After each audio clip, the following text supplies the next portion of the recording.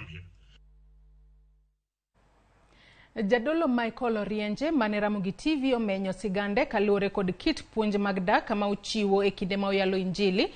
Koro nyalo buonjo bang' yudo masinde manyien mag kowo duol ma en achiel kuom gigo mane okwayo manyalo konyo e chopo ir oganda mathoth.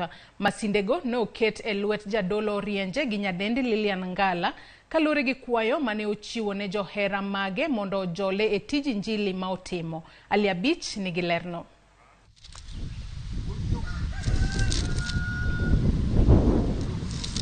E thuolo ma okalo Ramogi TV ne omenyo sigand Jadolo Michael Orienje, jadolo ma bende umbe oselak kaluore kod kit puonj ma ochiwo kod kit kaka ochiwo puonj mage ne oganda e kanise ma opogore kaachiel kod kuonde chokruok mamoko. Achiel kuom gigo mane Jadolo Orienje oywago en masinde mag kowo duol ma onyalo tiyogo e chopo ote ne oganda mathoth, kendo bang' winjo ywak mar Jadolo Orienje, nyadende Lillian Ngala ne owuok oko mar rese kendo nyiewone masinde manyien mag kowo duol ma koro dhi konye e tijene. Orienje sabedo kaluwo wechene mag puonj kendo wechene mag yalo.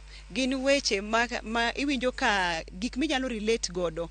Oyalo ne especially family life gi gik mang'eny go. En ng'ama piny mangima ong'eyo kendo gi tich motimo maber mar yalo nwa e utewa. Kata mane mtoka kiyawo simu tuwinjo Pastor Orienje nyaka ichop e tich.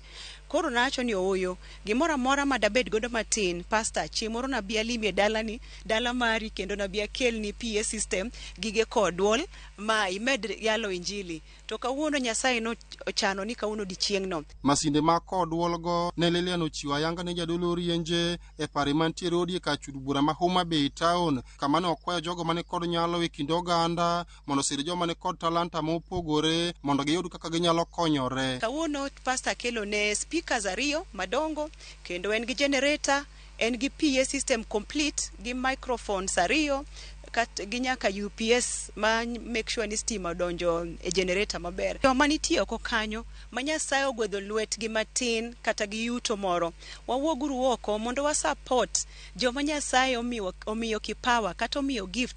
Jadolo ne okopando mor ma en go bang' yudo masinde ma kowo duol mane okone dhi konye chopo ir oganda mathoth e kinde ma odhi nyime gi yalo injili kod chiwo puonj. To koro nikech piny obiro matek kendo piny obiro digital, chuno ni nyaka ibed gi gimoro mikowo go duol.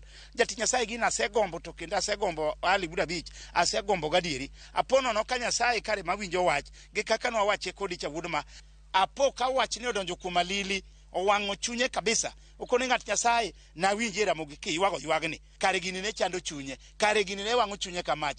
Kata odoko ni en kod moro bang' yudo masinde ma kowo duol, pod en gi ote ne johera mage kaachiel kod joma chunygi ni thuolo manyalo medo jole yalo injili ma osebedo ka otimo. Aywago ywak moro ka Buda Beach, tong' ne nitie joma chunygi chalo gi chuny nyakoni.